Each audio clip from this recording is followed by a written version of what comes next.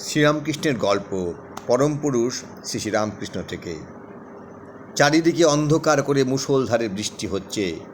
বুড়ি গোয়ালিনীর নদী পার হয়ে দুধ জোগাতে যেতে হয়।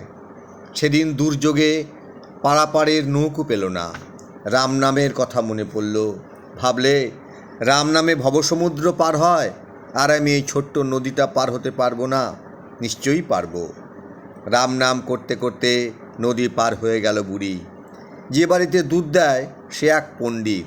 সে তো অবাক, এ দুর্যোগে বুড়ি নদী পার হলো কি করে? কেন বাবা ঠাকুর, রাম নাম করে পার হয়ে এলুম। ওপারে কি কাজ ছিল পণ্ডিতের? বললে, বলিস কি রে, আমিও অমনি রাম রাম করে পার হতে পারবো? কেন পারবে না? নিশ্চয়ই পারবে। দুজনে এলো নদীর ধারে। বুড়ি রাম রাম করে পার হতে লাগলো। পণ্ডিতও রাম রাম করে এগোতে লাগলো, কিন্তু জলে নেমেই কাপড় গুটিয়ে নিলে। বুড়ি বললে, ঠাকুর, রাম রামও করবে আবার কাপড়ও সামলাবে? তা হবে না। পণ্ডিত পড়ে রইল পিছনে। দিব্যি পার হয়ে গেল বুড়ি। যদি ধরবি তো এমনি আঁকড়ে ধরবি। বিশ্বাস চাই, সরল বিশ্বাস, অন্ধবিশ্বাস।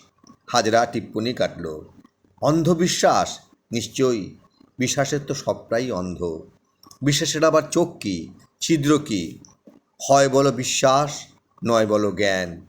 জ্ঞান দুরূহ, বিশ্বাস সোজা।